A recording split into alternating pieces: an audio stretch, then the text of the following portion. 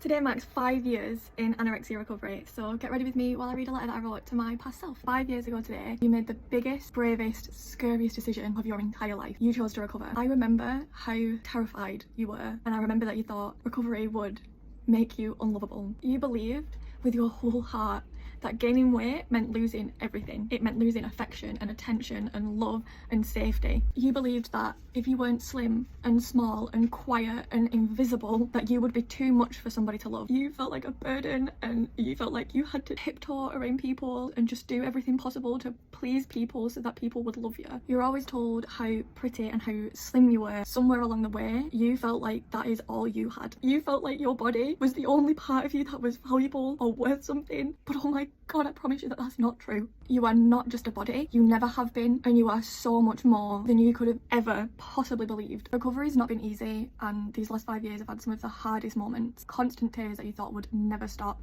Meltdowns that left you feeling shattered and ashamed. You lost friends and you lost parts of yourself that you thought you needed. And at the time, that fucking sucked. It sucked so much, but I promise you it was for the best. Alongside all that pain, there has been so much growth. There's been laughter, and I don't just mean a little giggle here and there. I mean real, joyful, unfiltered, right from the depths of your belly laughter. You discovered a love of pole dance, which is a hobby that makes you feel so powerful and connected to your body in a way that honours it instead of punishing it. Your body now is so strong, it lets you dance and spin and climb and do things that you never thought possible. It lets you live. You've made friends with people who love you for who you are and not what you look like. You went to America, where you went to Vegas, you went longboarding along the pier. Do I remember the name of the place that it was? No, I don't, but it was somewhere in California. You've tried new foods, you've pushed your boundaries, and you've really started to discover who you are. Not the version of you that you thought you had to be, but the real, authentic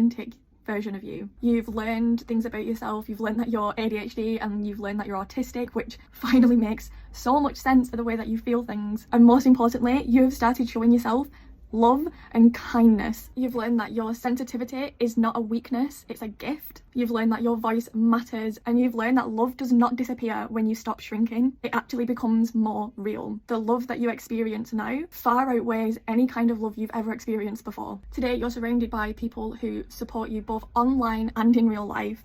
People who admire your strength, your honesty, your heart. People whose lives you've touched just by being yourself. You have built an amazing community of people, and you're starting a career rooted in purpose. Here's just a few of the things that first comes to mind when people think about you. You made it, you did it, you're allowed to be proud of yourself, you're allowed to be celebrated, and you are allowed to be loved by others and yourself. I am endlessly proud of you. All my love.